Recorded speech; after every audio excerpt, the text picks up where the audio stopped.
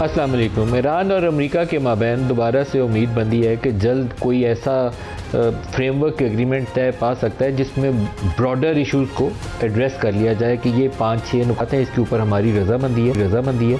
Detail discussions उसके ऊपर नुकात के ऊपर फिर वो जारी रह सकती हैं, जिसमें ख़ास तौर पर न्यूक्लियर वाला मामला जो अमेरिका चाहता है कि उसे एक विक्ट्री ट्रॉफ़ी के तौर पर मिल जाए, क्योंकि ओबामा के ऊपर जितनी तनकीद थी JCPOA वाला जो एग्रीमेंट था 2015 का, वो ट्रंप ये कहते थे कि बहुत ज़्यादा इन्होंने कंसेशंस दे दी ईरान को और मैं वो कंसेशंस नहीं दूंगा।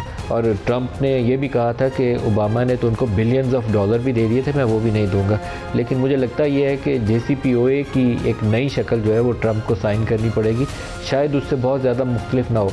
एट बेस्ट ये हो सकता है कि जो इब्तदाई सालों में एक सिविल न्यूक्लियर यूज़ के हवाले से कंसेशन JCPOA के अंदर ईरान को दी गई थी 2015 में, वो ये थी कि आप सिविल यूज़ कर सकते हैं 3.67% और कुछ मेडिकल यूजेस थे जिसमें वो शायद 20% तक की हद। हो सकता है कि चंद सालों के लिए वो मॉरिटोरियम के ऊपर ईरान एग्री कर जाए, लेकिन बदले के अंदर वो जो चीज़ मांग रहा है वो कह रहा है कि आप मेरे ऊपर जो सैंक्शंस लगी हैं वो हटाएंगे और जितने मेरे फ्रोज़न एसेट्स हैं, और उसके ऊपर जो नंबर्स हैं वो बड़े वाइल्ड से एस्टिमेट्स हैं। बाज़ दादोशुमार तो उसको 100 अरब डॉलर से ज़ायद के असासे ज़ाहिर करते हैं जो 79 के बाद से मुख्तलिफ मुल्कों ने फ्रीज़ कर रखे हैं, वो सारे आप रिलीज़ करेंगे।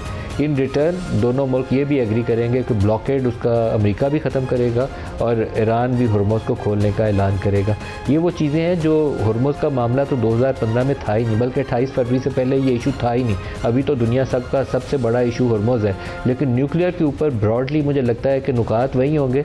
सिर्फ 2-4 साल इब्तदाई अगर मॉरिटोरियम का ऐड कर लेंगे तो वो ट्रंप को एक शायद फेस सेविंग के तौर पर काम आ जाएंगे।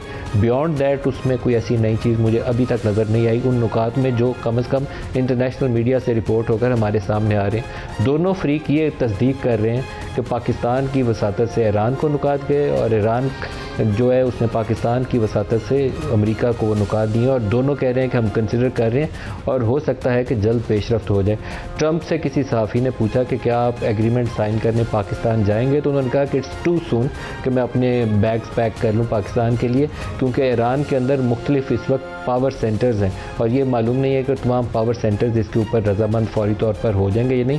मेरा तासुर यह है कि शायद वहाँ से रजामंदी तेहरान से आ जाए। अगर कोई हार्ड लाइन वाशिंगटन और तेहरान नहीं इख्तियार करते तो दोनों आगे बढ़ सकते हैं। दोनों को इस एग्रीमेंट की ज़रूरत है और दोनों को जल्द इस एग्रीमेंट की ज़रूरत है।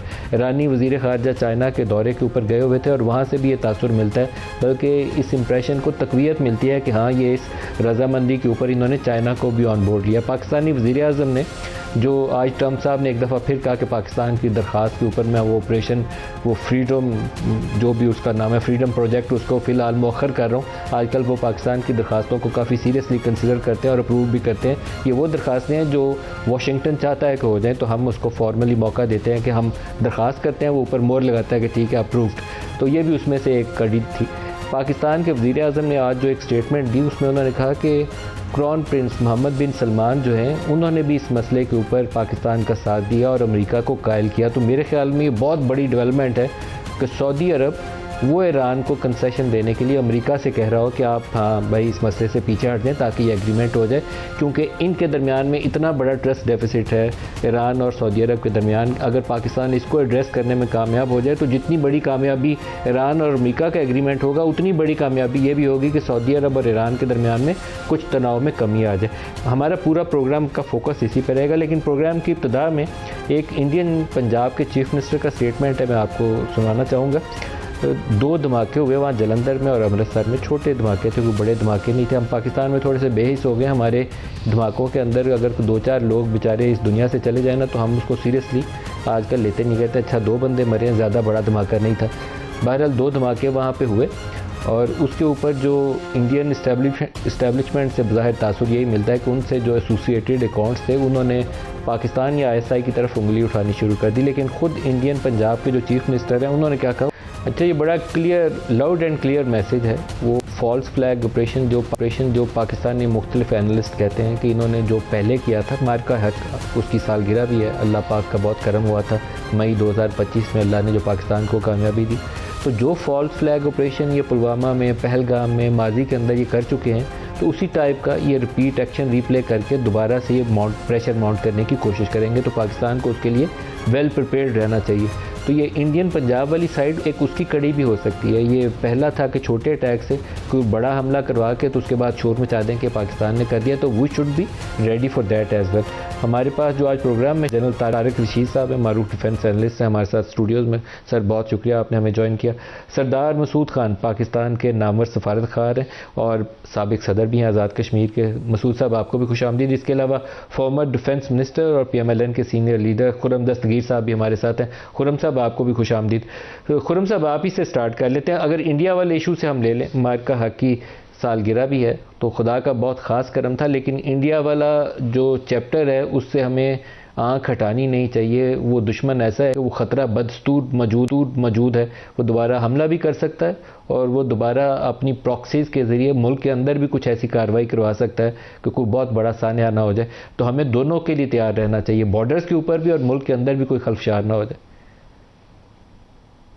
हिंदुस्तान को जो हजीमत अल्लाह ताला के करम से पाकिस्तान के हाथों उठानी पड़ी 1 साल पहले, ये तो तकरीबन यकीनी है कि वो एक हमला करेंगे और गालिबन जिस तरह एक हिंदुस्तानी शेर ही है कि सरहदों पर कुछ तनाव है, बताओ क्या आने वाला कोई जो है चुनाव है। तो जो चुनाव इलेक्शन जब भी आते हैं, उनके जो नेशनल इलेक्शंस हैं वो 29 में ड्यू हैं। तो उससे पहले तो उन्होंने हमला करना है, क्योंकि आप ये देखिए कि पिछला 1 साल जो गुजरा है वो हिंदुस्तान की सफारतकारी के लिए हमला करना है, मतलब इट्स अ डन डील। जी मेरे ख्याल में 2028 में किसी वक्त वो जरूर अपने अगले चुनाव की तैयारी के लिए पाकिस्तान पर हमलावर होंगे। लेकिन पाकिस्तान के लिए पिछला साल एक मौजज़ाती साल था। पाकिस्तान की सफारती साख के लिए, हमारी जो दुनिया में स्टैंडिंग है और जो क्रेडिबिलिटी है उसके लिए, और साथ ही हिंदुस्तान का गालिबन इन लिविंग मेमोरी, यानी पिछले 25 से 30 साल में मुझे नहीं याद कि इतना भयानक साल हिंदुस्तान की सफारतकारी के लिए, उसकी इंटरनेशनल स्टैंडिंग के लिए, उसकी जो अलायंसेज है उनके लिए। तो ये अल्लाह ताला का बड़ा करम है, हमें अल्लाह ताला का शुक्र अदा करना है कि हमारे पास मार्का हक के वक्त एक ऐसी क़यादत मौजूद थी, शहबाज शरीफ और फील्ड मार्शल आसिम मुनीर की सूरत में, जिन्होंने पाकिस्तान को उससे भी निकाला और उसके बाद जो बदलते हुए बैनुल अक़वामी हालात थे उसको दुरुस्त, उसका तज्ज़िया और तशख़ीस करके उसके मुताबिक अपनी सफारतकारी की। तभी ये बात है कि आज लिटरली लोग जो है ना वो मजाक बना रहे हैं। ये कोई किसी ने कहा, अभी मैं पढ़ रहा था ट्विटर के ऊपर, उसने कहा जी चूंकि पाकिस्तान ने रिक्वेस्ट की थी तो मैंने अपना खाना आधा छोड़ दिया। यानी इस हद तक अब सदर ट्रंप जो है वो पाकिस्तान की रिक्वेस्ट के ऊपर अमल करते हुए नजर आते हैं, चाहे जिस तरह आपने दुरुस्त कहा कि वो गालिबन एक तरीक़ेकार सफारतकारी का इस्तेमाल कर रहे हैं। लेकिन हिंदुस्तान में की जो अहम बात है जो फॉल्स फ्लैग ऑपरेशंस की, वो ये है कि चाहे वो पहलगाम हो, उससे पहले पुलवामा था या उड़ी था, वो जो वाकयात हैं, अब इतने साल गुजरने के बावजूद हिंदुस्तान अपनी किसी अदालत में भी उनका कोई भी सबूत पेश कर नहीं पाया कि ये पाकिस्तान से अटैच थे। तो लिहाजा ये एक दफा नहीं हुआ, ये बार बार हुआ है। बस पहलगाम पे अब आपको मालूम है कि 1 साल से जायद गुजर गया है, सवाई ये कि उन्होंने दिसंबर में एक जबरदस्ती का डॉसिए पेश किया, वो किसी तरह भी पाकिस्तान के ऊपर कोई सबूत पेश नहीं कर सके। और चूंकि अब दुनिया के हालात बदल गए हैं तो वो हिंदुस्तान का ऑटोमेटिक दहशत गर्दी के ऊपर जो बयानिया दुनिया में चल जाता था, अब वो नहीं चल रहा और दुनिया पाकिस्तान को अल्हम्दुलिल्लाह नई नजर से देख रही है। अच्छा, जनरल तारिक साहब से भी इस पे राय ले लें। जनरल तारिक साहब, आप इंडिया की तरफ से क्या देखते हैं? अभी खुर्रम साहब ने एक बहुत बड़ा स्टेटमेंट दिया, इन्होंने कहा कि 2028 में किसी वक्त वो पाकिस्तान पे हमलावर होगा। 29 कह रहे हैं, इलेक्शन से पहले वो कह रहे हैं 2028 में किसी वक्त हमलावर होगा, क्योंकि आगे उनके इलेक्शंस आ रहे हैं। लेकिन अगर अजीत डोवल वाली आप स्ट्रेटजी सामने रखें तो ये अफगानिस्तान के रास्ते जितनी दहशतगर्दी पाकिस्तान आ रही है, तो ये बाकायदा फुटप्रिंट्स इसके ऊपर आपको मिलेंगे इंडिया के फुटप्रिंट। और बाज़ पाकिस्तान में ऐसी असैसिनेशंस हुई हैं जिसके अंदर इंडियन रॉ का सिग्नेचर है कि बाकायदा उसने दुबई से और दूसरी जगहों से बैठ के अपने एजेंट्स के जरिए पाकिस्तान में लोगों को असैसिनेट करवाया। तो हमें उस बड़े साने के लिए, बॉर्डर वाले के लिए भी तैयार रहना चाहिए। उसका जवाब तो हम एक दफ़ा दे चुके हैं, दोबारा तैयारी उससे भी तगड़ी होनी चाहिए। और ये जो मुल्क के अंदर हो रहा है इसके लिए भी तैयारी करनी पड़ेगी। बिल्कुल बिल्कुल बिल्कुल आप सही कह रहे हैं। जो खुर्रम साहब कह रहे थे, देखें वो इंटेंशन है ना, इंटेंशन तो एक रात में चेंज हो सकती है। और कैपेबिलिटी जो होती है, जो पाकिस्तान की कैपेबिलिटी या इंडिया एक्वायर करने की कोशिश कर रहा है, उसमें टाइम लगता है। तो ये तो वक्त बताएगा। बट अगर हिस्ट्री इज़ एनी गाइड तो वो बिल्कुल ये कर सकता है। बट मेरा अपने ख्याल में जुर्रत नहीं करेगा, वॉर रिटायरिक करेगा, एक प्रेशर बिल्ड करेगा, क्योंकि अगर उसने जुर्रत की तो पहले से ज़्यादा उसको हजीमत उठानी पड़ेगी। देखें, अमेरिका जैसी ताकत ने उसको कहा हेल होल, ट्रम्प ने कहा, और कनाडा ने फॉर्मली डिक्लेयर किया है कि India is a country which state level पे दुनिया में लोगों को मार रहा है और दहशतगर्दी कर रहा है। तो मेरा नहीं ख्याल ये इंडिया जुर्रत करेगा। और हमारी जिस तरह से रिजॉल्व हमारी लीडरशिप का है, ख़ासतौर पे फील्ड मार्शल साहब का, और कि अगर आपने जुर्रत की तो हमारा रिस्पांस पहले से ज़्यादा स्विफ्ट होगा, लीथल होगा और आपको पेनफुल होगा। और अब देखिए, पाकिस्तान जो है उसके साथ चाइना खड़ा हुआ है, रशिया खड़ा हुआ है, अमेरिका इंडिया से ज़्यादा पाकिस्तान को प्रेफरेंस दे रहा है, और इंडिया ईरान से भी देखें कट रहा है। अभी कैसे बयान दे रहा है कि जी अगर वो जो ईरान कर रहा है गलत कर रहा है। भाई 4 बार तो आप वहाँ घुसे हुए थे और आप इसराइल के साथ भी जाके जुड़े और पूरे मिडिल ईस्ट में एक्सपोज हुए। तो जो रीजनल इंटरनेशनल एनवायरनमेंट है ये बड़ी फेवरेबल है पाकिस्तान के पास, और पाकिस्तान की इस वक्त जो लीडरशिप है उसका रिजॉल्व बड़ा क्लियर है कि हमारा फुल स्पेक्ट्रम डेटरेंस है, कन्वेंशनल से लेके अनकन्वेंशनल तक, और हम किसी भी हद तक पहले दिन से जा सकते हैं। इसलिए हमें अंडरमाइन ना करें। पहले भी जो हमने कहा है आपको करके दिखाया है, और फ्यूचर में भी अगर जरूरत की तो उससे ज़्यादा आपको हजीमत और नुकसान उठाना पड़ेगा। तो मैं इसमें ये कहना चाहूँगा, और इंशाल्लाह मेरा अपना ख्याल है कि जरूरत। और देखिए, अगले साल तो जो आपने जिक्र किया इंट्रो में, पंजाब में तो इलेक्शन आ रहे हैं फरवरी मार्च के अंदर, ये और सीएम उसी की देख रहे हैं, बीजेपी तैयारी कर रही है, और उत्तर प्रदेश में भी आ रहे हैं, और उस हिमाचल प्रदेश में सेकेंड हाफ में आ रहे हैं। तो अब पहले तो हम कहते थे कि जहाँ पे कोई वीवीआईपी विजिट हो रहा है, जैसे क्लिंटन का हुआ तो 46 सिख मार दिए, छत्तीसगढ़ वाला वाकया उसी वक्त हुआ। तो और फिर पहलगाम का हुआ कि अगले दिन बिहार में जाकर इलेक्शन रैली पे खिताब कर रहे हैं। अब तो इनके अपने लोग कह रहे हैं, सिख कह रहे हैं कि भाई ये जो कर रहे हो हमें पता है तुम किस लिए, तो मोदी वो एक्सपोज हो चुका है। लेकिन साथ साथ देखिए, एक्सपोज होने के बावजूद वो जीता भी जा रहा है। अभी उसने देखे ना, ममता की हुकूमत कई वेस्ट बंगाल में देखें, वेस्ट बंगाल कायम हुकूमत उसने गिरा दी, लेकिन उसको बड़ी सीरियस एलिगेशंस हैं कि लाखों की तादाद में लोगों के वोट कैंसिल किए गए, खास तौर पे जो बांग्लादेशी वहां रह रहे थे इंडिया में। सर ये तो डिटेल्स होगी ना, असल कहानी है कि जो एक्सट्रीमिस्ट हिंदू लेड पार्टी है वो डोमिनेट कर रही है, और वहां पे आइंदा आने वाले सालों में क्योस, अफरा तफरी और ये लहदगी पसंद तरीके ज्यादा जोर पकड़ेंगे, बिकॉज सिर्फ आरएसएस वाले वहां पे उनको मौके मिल रहे हैं, बाकियों को साइड लाइन कर, बाकी सारों को खुले लाइन लगा रहे हैं। सरदार मसूद साहब, आप शायद सबसे बेहतर इस इशू के ऊपर राय दे सकते हैं, जो इस वक्त इंडिया में बीजेपी का पॉलिटिकल स्टाइल है उसका तजिया, और पाकिस्तान और इंडिया के मामलात और रीजनल सिक्योरिटी, फिर इसको ईरान की तरफ लेके चलेंगे। पहले इंडिया वाला एक लास्ट क्वेश्चन हो जाए आपसे। मेरा ख्याल है कि जनरल साहब ने और खुर्रम दस्तगीर साहब ने जो है बड़ी तफसील के साथ तजिया कर लिया है, मैं उससे इत्तफाक़ करता हूँ। मैं सिर्फ ये इजाफ़ा करना चाहता हूँ कि पाकिस्तान इस वक्त हालत जंग में है, और ऑपरेशन सिंदूर अभी तक रुका नहीं। उनके कायदीन के बयानात के मुताबिक, ख़ास तौर से उनके जो वज़ीर दिफ़ा बार बार कहते रहते हैं कि जी हमने इसे पॉज किया हुआ है, ये रोका नहीं है। दूसरी तरफ मैंने इसलिए कहा कि हम हालत जंग में हैं कि जो हमारी मगरबी सरहद है उसको हिंदुस्तान इस्तेमाल कर रहा है। वो न सिर्फ तहरीक तालिबान पाकिस्तान, अलकायदा और ISIS-K को इस्तेमाल कर रहा है, बल्कि उसने अफ़गान तालिबान के रैंक एंड फाइल में, कमांड एंड कंट्रोल में पेनिट्रेशन कर दी है, और उनकी शय के ऊपर और उनकी सरपरस्ती की वजह से वो पाकिस्तान के ऊपर हमला कर रहा है। और हम लोगों ने 2021 से अब तक जो है तालिबान के दोबारा अफ़गानिस्तान में लौटने के बाद हज़ारों लोगों की सिक्योरिटी पर्सनल और फिर जो है सिविलियंस की कुर्बानी दी है।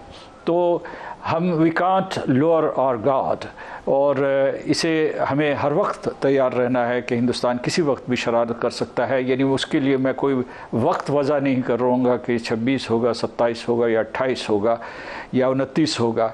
वो किसी वक्त भी पाकिस्तान की जो सालसी की वजह से जो इज़्ज़त व तकरीम बढ़ी है दुनिया में, उसके बारे में भी वहाँ शदीद रद्द अमल है।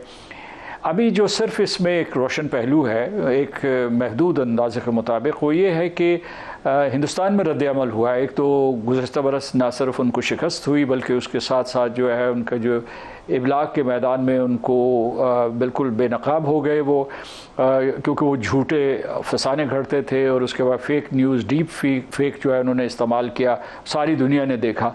और दूसरा ये है कि पाकिस्तान की उस वक्त से अब तक इतनी ज़बरदस्त सफारतकारी रही है कि हर कैपिटल का पाकिस्तान के लिए दरवाज़ा खुल गया, बिलखसूस अमेरिका जहाँ हिंदुस्तान की इजारादारी होती थी वहाँ अब पाकिस्तान की पजीराई होती है।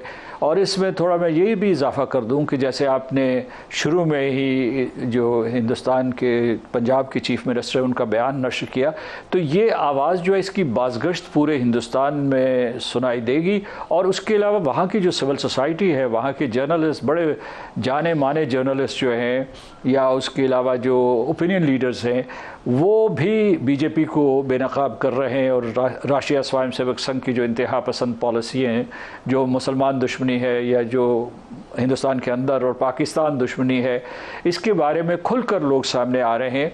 तो इसके फौरी नताइज तो सामने नहीं आएंगे, लेकिन यह है कि वहाँ हमारी इस फतह से, मार्का हक की फतह की वजह से हमने हिंदुस्तान के अंदर एक खलफशार पैदा कर दिया है, और ये भी मैं समझता हूँ पाकिस्तान की एक फतह है। दुरुस्त है।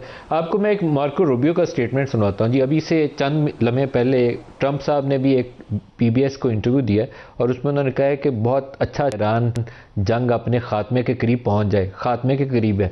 लेकिन मार्को रूबियो फॉर्मली वो जो ऑपरेशन था उनका, सर आप ही से सरदार मसूद साहब पहले स्टार्ट करते हैं। ट्रंप साहब कह रहे हैं कि हम डील के बहुत करीब हैं ईरान से, और रूबियो साहब ने तो कह दिया है कि वो epic fury is over now. तो आपको आइंदा क्या नज़र आता है?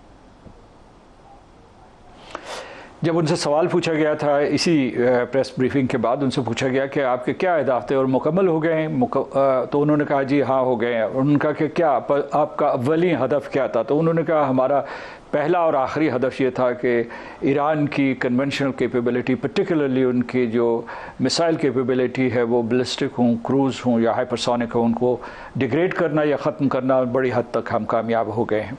अच्छा, ये नाकाबिल यकीन है क्योंकि आपने पता है कि उनके जो अहदाफ की एक लंबी फहरिस्त थी। लेकिन मैं ये कहता हूँ कि जो पिछले 24 घंटे में जो डेवलपमेंट्स हुई हैं, जो ख़ास तौर से जो प्रोजेक्ट फ्रीडम को मुअत्तल किया गया है, तो उससे ये ज़ाहिर हुआ है कि मार्को रूबियो के कहने के मुताबिक ऑपरेशन एपिक फ्यूरी तो इख्तिताम को पहुंचा, लेकिन ऑपरेशन इकोनॉमिक फ्यूरी जो उनका दूसरा है, जो ईरान की बंदरगाहों का जो मुहासरा किया वो ख़त्म नहीं हुआ। तो अभी जो है जो सूरत हाल बन रही है इस वक्त, जो है जो यही दो ऑपरेशंस हैं, ये तो एक किस्म का तातुल का या पॉज का शिकार हैं, लेकिन निस्बतन मतलब जुज़वी तौर पर। लेकिन दूसरी तरफ जो है जो सफारतकारी का पहिया बहुत मुतहर्रिक हुआ है, बहुत आगे गया है, और उसमें जो है अमेरिका ने 14 नुकाती एक तजवीज़ दी है ईरान को। ईरान ने भी उसकी तस्दीक की है कि उन्हें मिल गई है और वो अगले 24 या 48 घंटे में उसका जवाब देंगे। उसके 3 जो है क्लस्टर्स हैं। पहला क्लस्टर ये है कि फौरी तौर पर जो है 2 मुहासरे ख़त्म किए जाएँ और freedom of navigation of the straight of Hormuz इसको इंश्योर किया जाए, और इसके लिए ज़ाहिर है कि वो उनको डी एस्केलेशन की ज़रूरत होगी। दूसरे जो है उनका जो है वो 30 दिनों पर मुहित एक जो है गौर खौस होगा, मुज़ाकरात होंगे और उसमें जो है कोई न्यूक्लियर डील डेवलप करने की कोशिश करेंगे। मैं आपसे इत्तफ़ाक़ करता हूँ जो आपने अपने इब्तदाई में कहा था कि ये कोई ज़्यादा जो है 215 की जो 2015 की जो माफ़ कीजिएगा 2015 का joint comprehensive plan of action था, उससे कुछ ज़्यादा मुख्तलिफ नहीं होगी। और इसका जो ड्राफ्ट है वो अमेरिका के पास मौजूद है, जो 26 फरवरी को अमान के वज़ीर ख़ारजा ने स्टीव विटकॉफ और जेरड कुशनर को दिया था। और जो तीसरा क्लस्टर बनता है, इसी क्लस्टर में ये भी मैं जिक्र करता जाऊँ कि अमेरिका जो है ऐसे आसार नज़र आ रहे हैं, इशारे किए उन्होंने कि वो शायद ईरान की जो शरअ अफज़ूदगी है मेडिकल पर्पसेस के लिए, एग्रीकल्चर के लिए और तवानाई के लिए तस्लीम कर ले। और जिस मुसवदा का मैं जिक्र कर रहा था उसमें कोई 3.6% के करीब ईरान तस्लीम कर चुका था।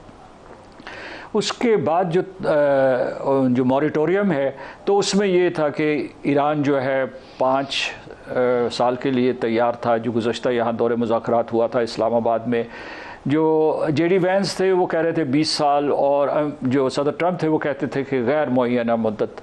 तो मैं समझता हूँ कि दरमियान में इनका समझौता हो जाएगा। आखिरी और थर्ड क्लस्टर ये है कि जो ईरान के ऊपर माशी और फ़ौजी पाबंदियाँ हैं उनको ख़त्म किया जाए, और उसके जो मुंजमद असासे हैं उनको वागुज़ार किया जाए।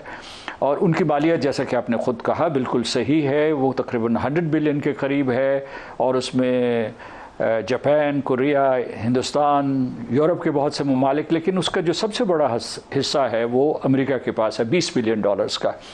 अगर आपके पास वक्त है तो मैं ये बता दूं कि जो चीज़ें अभी तक जो है एजेंडे पे नज़र नहीं आ रही हैं, उसमें यह है कि ईरान ने यह कहा था कि हमें ज़मानत दी जाए, गारंटीज़ दी जाएं, और एक नॉन एग्रेशन पैक्ट किया जाए ताकि इसराइल और ईरान दोबारा हमला नहीं करेंगे ईरान के ऊपर। दूसरा ये है कि जो शुरू में अमेरिका ने कहा था कि इसकी जो कन्वेंशनल कैपेबिलिटीज़ हैं, बैलिस्टिक मिसाइल्स हैं, और उसके अलावा जो ईरान के रीजनल एलाइज, मुझे वो एजेंडे पे नज़र नहीं आ रहे, जिसका मतलब ये है कि एक बहुत मुस्बत पेशरफ्त है।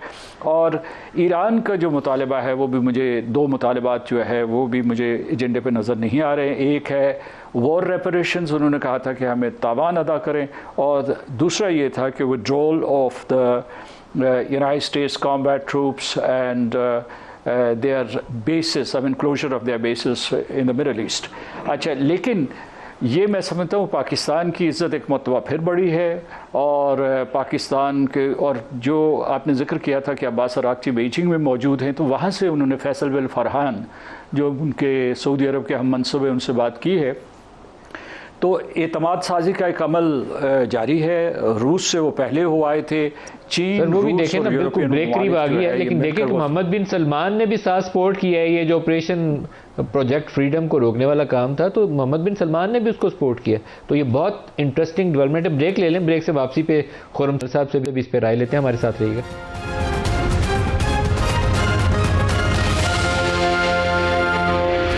प्रोग्राम में दोबारा खुश आमदीद कहते हैं। ट्रंप साहब कहते हैं कि हो सकता है चाइना विजिट से पहले हमारा एग्रीमेंट साइन हो जाए ईरान के साथ।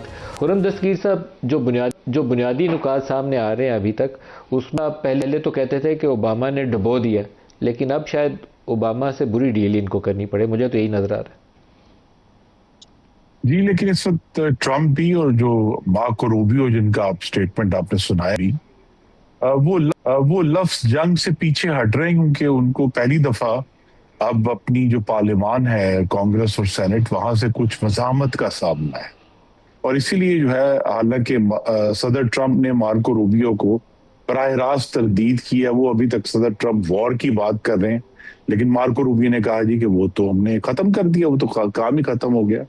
और जो आपकी का देशा दुरुस्त है कि गालिबन जो 11 साल पहले का जो JCPOA का एग्रीमेंट था, उसकी जो तफसील तक वो जो गया था, उस तफसील तक ये नहीं पहुंच सकेंगे, क्योंकि इन्हें अब जल्दी है कि वो अगले जो 6 महीने से भी कम रह गया है उनके बस मुद्दती इंतखाबात में, उससे पहले इस जंग की जो नाकामियां हैं, और खासतौर पर इसका जो मुआशी पूरी दुनिया के ऊपर असर आया है बशमूल अमरीका, उसको वो जायल करना चाहते हैं। क्योंकि जहां तक तो ताल्लुक है उनके जो मामलात का कि जी हमने ये हासिल कर लिया और हमने वो हासिल कर लिया, उसमें तो वो देखिए मुकम्मल तौर पर नाकाम है। क्योंकि देखिए उन्होंने पहले कहा कि जी हाँ, अभी तक जो है वो ईरान का कोई न्यूक्लियर मटेरियल वहां से नहीं हटा सके। अभी तक वो ईरान की न्यूक्लियर प्रोग्राम को कहते थे जी हम खत्म कर देंगे, वो नहीं कर सके। ईरान की मिसाइल प्रोडक्शन को और मिसाइलों को वो खत्म नहीं कर सके। अभी भी कहते हैं जी कि 40 से 60% ईरान की मिसाइल मौजूद हैं। वो जो डिमांड थी इसराइल की तरफ से आती थी कि जी ईरान जो है वो फंडिंग बंद कर दे, जो वो करते हैं हिजबुल्लाह की और दूसरों की, उसमें कोई, यानी उसकी अब गुफ्तगू भी अब होना बंद हो गई है। और जो रेजीम चेंज था, रेजीम चेंज का ये मतलब तो नहीं कि अगर आपने एक ईरानी सदर को शहीद कर दिया तो रजीम चेंज तो नहीं हुआ, रजीम तो उसी तरह मौजूद है और पूरी दुनिया में। और आपने एक बहुत कलीदी बात की नदीम साहब शुरू में, कि आबनाए होर्मुज इस जंग के शुरू होने से पहले एक इशू नहीं था इन जो पूरी मुज़ाकरात हो रहे, अब वो इशू है। अब आबनाए होर्मुज में ईरान की जो ताकत का इजहार हुआ है इस जंग के दौरान, वो एक इंतहाई अहम तस्वीराती मामला है, यानी एक स्ट्रेटेजिक इशू बन गया है कि ईरान ने ये साबित किया है कि वो बगैर किसी, हालांकि उनकी नेवी जो है वो अब तकरीबन मौजूद नहीं है, बगैर किसी बहरी बेड़े के वो अपना हुर्मुज़ को बंद कर सकते हैं। और दूसरा उन्होंने ये वाजे किया है कि एक निस्बतन हल्की बमबारी से जो उन्होंने अरब ममालिक पर की है वो पूरी दुनिया की मईशत को मफलूज कर सकते हैं। तो अब जो हम कहते हैं ये आमतौर पर कि जंगों में या निगोसिएशन में बैलेंस ऑफ पावर है, इस वक्त तो बैलेंस ऑफ इकोनॉमिक पेन है कि जो मुआशी तकलीफ है उसका तवाज़ुन है। और इस वक्त वो जो तवाज़ुन है उसका जो पूरा पलड़ा है वो सदर ट्रंप के कंधों पर है कि अमेरिका के अंदर की मईशत, पूरी दुनिया की मईशत, अभी वो चाइना जा रहे हैं, चाइना की मईशत, ईस्ट एशिया की मईशत, वो सब की सब मफलूज है इस जंग की वजह से जिसमें सदर ट्रंप, और जो जंग सदर ट्रंप ने खुद डिलिबरेटली शुरू की और अपने वो कोई मकासद हासिल नहीं कर पाए, और दुनिया उनसे ये कह रही है कि अब आप इस मामले से पीछे हटे। इसीलिए जो है वो आप देखिए कि उन्होंने जो बड़ी एक और अहम पेशरफ थी कि वो जो 22 जो सेलर्स थे वो भी उन्होंने पाकिस्तान के हवाले किए जो उनके कब्जे में थे। इसी को वो एक खैर सगाली का जो कदम था कि अमेरिका की तरफ से खैर सगाली थी कि देखिए हमने पाकिस्तान को आपके 22 जो कश्तीरान थे या मल्लाह थे वो हमने वापस कर दिए। तो असल में तो वो पीछे हटना चाह रहे हैं और पाकिस्तान की इंशाल्लाह जो इसमें कामयाबी होगी वो यही है कि दोनों तरफ को फेस सेविंग का एक प्रोसेस है जिसमें ज्यादा जो इंपॉर्टेंस है वो मुआशी इशूज की होगी कि किस तरह आपने हुर्मुज़ को खोलने के नतीजे में ईरान जो है वो अपने ऊपर से पाबंदियां हटवाने में कामयाब होगी। जनरल तारिक साहब को भी गुफ्तगू में शामिल कर लें। जनरल तारिक साहब, जो इस वक्त जिक्र आया सऊदी अरब का, मोहम्मद बिन सलमान का जिक्र आया कि उन्होंने भी पाकिस्तान के साथ अमेरिका से कहा कि आप ये जो ऑपरेशन है फ्रीडम प्रोजेक्ट वाला इसको आप फिलहाल रोक दें। तो मुझे ये खबर बहुत अच्छी लगी इसलिए कि सऊदी अरब और ईरान के दरमियान में इतना बड़ा ट्रस्ट डेफिसिट है। वो शिया इस्लाम और सुन्नी इस्लाम, वो दहाइयों से अमेरिका इस इलाके में अपने फौजी अड्डे सिर्फ इसलिए लेके आया कि वो अरबों को डराता रहा कि ये शिया वाला जो ग्रुप है इसने तुम्हारे ऊपर चढ़ दौड़ना है। तो अब वो सऊदी अरब कह रहा है कि आप इसके ऊपर आप रोक दें, हाथ पीछे रखें ताकि डील का रास्ता खुल जाए। तो आपको लगता है कि इसमें पेशरफ्त हो सकती है? बिल्कुल पेशरफ्त होगी। देखें, और इसमें जो सबसे सोबरिंग इफेक्ट जो डाला ईरान पे भी और सऊदी अरेबिया भी पाकिस्तान ने डाला। और सऊदी अरेबिया कह रहा है जो पाकिस्तान एफर्ट्स कर रहा है उसे हमें सपोर्ट करना चाहिए। और ये जो बातचीत हो रही है कि उन पर कुछ प्रेशर है, अच्छा खासा प्रेशर है नदीम साहब, अमेरिकन अवाम का और उनके कांग्रेसमैन और सेनेटर का, जिस हद पीट हेगसेट को उन्होंने ग्रिल किया। और मैं तो हैरान हूं कि देखें उस पर चढ़ दौड़े और इतना नहीं पता कि स्टेट ऑफ हुर्मुज़ की डायमेंशंस क्या है, गेस कर रहे हैं और गेस भी थोड़ा बड़ा वाइल्ड कर रहे हैं और रियलिटी से डिटैच्ड हैं। और मार्को रूबियो को आपने जो स्टेटमेंट सुनाया वो कह रहे हैं कि हमने ऑपरेशन एपेक फ्यूरी खत्म कर दिया है, अब ईरान को नेगोशिएशन टेबल पे आ जाना चाहिए।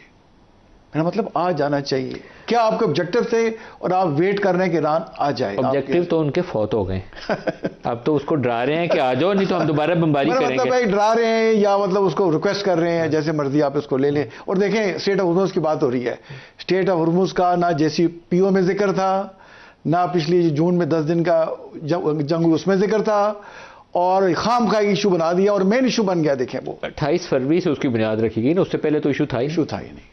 तो अब देखें ये these are the realities.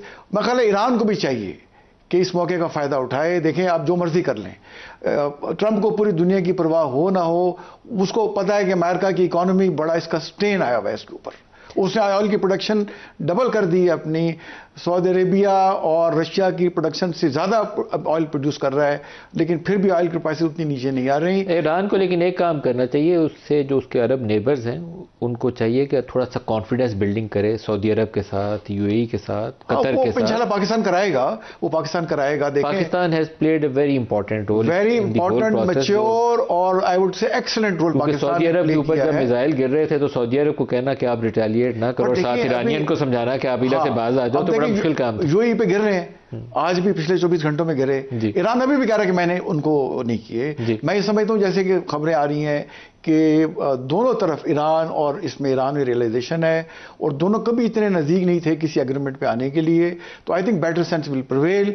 America still is a nuclear जो दुनिया की सोल सुपर पावर है। अगर ये जंग प्रोलॉन्ग करती है, ब्लॉकेट वो लगाए रखता है, डिस्टेंट ब्लॉकेट, ईरान पे भी उनकी तिजारत भी इफेक्ट होगी। तो ये दोनों, हाँ, तो ये मेरा ख्याल है इन दोनों के उसमें जाता है मफाद में कि गिव एंड टेक करें। और देखिए बात क्या है, मेरा ख्याल है बात इस पे आएगी कि सैंक्शन हटेंगी ग्रेजुअली, स्टेट ऑफ रूमर्स फौरन नहीं तो ग्रेजुअली खुल जाएगा, और इनरिचमेंट पे वो कोई उस पर बातचीत एग्रीमेंट कर लेंगे और उसमें 30 दिन का टाइम होगा, उसमें फर्दर बातचीत होगी। खुर्रम साहब, आपको ये जो इलाका है पूरा हमारा मिडल ईस्ट का, Pakistan, South Asia, West Asia, यहाँ नई अलाइनमेंट्स बनती नजर आती हैं? क्योंकि मुझे लगता है कि उसके लिए अब बुनियाद रखी जा चुकी है, वो बननी है पोस्ट ईरान वॉर। मलिक साहब, अलाइनमेंट्स बन गई हैं। वो जो क्रैक आना था, सबसे बड़ा तो क्रैक आया सऊदी अरब और यूएई में। यूएई ने एक फर्क अलायंस का इंतखाब किया और वो जो काफी अरसे से उनका एक तनाव था, मोस्ट रिसेंटली यमन के ऊपर हुआ, लेकिन उससे पहले जो है और भी इश्यूज के ऊपर उनका तनाव रहा कि यहाँ तक कि उसने ओपेक से निकलने का ऐलान कर दिया मुत्तहिदा अरब इमारात ने, क्योंकि उधर तो सबसे बड़ा प्लेयर जो है वो सऊदी अरब है। तो उन्होंने ओपेक से निकलना ये था कि अब हम सऊदी अरब के ज़ेरे असर नहीं है और हम अपना खुद जो है वो रास्ता बनाएंगे। तो क्रैक तो आ गए हैं। और दूसरा क्रैक तो ये है कि इस पूरी जो जंग गुजरी है उसमें जो अरब ममालिक ने दिहाइयों से अमेरिका के ऊपर कयास किया था, उनके हथियार खरीद के, उनको बेसिस दे के कि अमेरिका उनको ऐसी किसी जंग में तहफ़्फ़ुज़ फराहम करेगा, अमेरिका ने उनके लिए एक गोली भी नहीं चलाई। तो लिहाजा अब सबको ये अंदाजा है और इसीलिए सऊदी अरब की जो दानिश है वो उसको हमें सराहना चाहिए कि उन्होंने आज से एक तकरीबन 10 महीने पहले ये जान लिया कि उनको पाकिस्तान की तरफ से एक ज़िमनी तहफ़्फ़ुज़ की गारंटी चाहिए, जो कि उन्होंने एक बामी दिफा के मुआहदे के लिए हासिल की। तो लिहाजा पाकिस्तान का रोल, जो नई अलाइनमेंट्स हो रही हैं, वो अलाइनमेंट्स यही हैं कि ये जो एक तनाव था ईरान का और अरब ममालिक का, वो तनाव अब बहुत हद तक ईरान और जो मुत्तहिदा अरब इमारात, कुछ हद तक कहते हैं कि कुवैत भी उसमें शामिल होगा, लेकिन जो मेन प्लेयर है इस खित्ते का, जो सऊदी अरब है, उसमें और ईरान में तनाव की कमी आएगी, जिसका जो आई थिंक सबसे रिसेंट जो इसका आपने जिक्र किया एक से ज्यादा दफा कि सऊदी अरब ने भी इस मामले में नरमी का इजहार कर रहा है वो पूरी जंग में, क्योंकि उसे अंदाजा हो गया कि उसकी अपनी इकोनॉमी जो है वो भी ग्रो नहीं कर सकती जब तक ईरान से उसकी बात ना हो। और सऊदी अरब और मुत्तहिदा अरब इमारात का जो क्लैश है उसमें यही बात हुई कि सऊदी अरब जो दिहाई आज का तो नहीं, वो जोग्राफियाई लिहाज से, अपने ऑयल रिजर्व्स के लिहाज से इस खित्ते का सबसे बड़ा मुल्क है, लेकिन जब सऊदी अरब ने पिछले कुछ सालों से इकोनॉमी में और इन्वेस्टमेंट में आना शुरू किया और उनका एक मुत्तहिदा अरब से कंपटीशन शुरू हुआ, तो वो तनाव जो है वो इस बड़ी दरार की सूरत में सामने आ गया है। और ये जो दरार है जिसमें अमेरिका आहिस्ता आहिस्ता पीछे हट रहा है, और सबसे जो अहम आई थिंक एक जो स्टेटमेंट सदर ट्रंप की आई है, उन्होंने बीच में कहा कि जिसको चाहिए तेल चाहिए वो जाके अपना हुर्मुज़ खुलवा लें। इसका मतलब है कि अमेरिका जो है किसी भी गारंटी देने के लिए, और जो फ्रीडम ऑफ नेविगेशन की गारंटी थी कि बैनुल-अक़वामी पानियों में हर शख्स को आने की इजाजत होगी, अब अमेरिका उसको बैक नहीं कर रहा। तो ये जो नई दुनिया बन रही है इसमें पाकिस्तान का किरदार बहुत नहीं, इजाजत दीजिए। अल्लाह हाफ़िज़।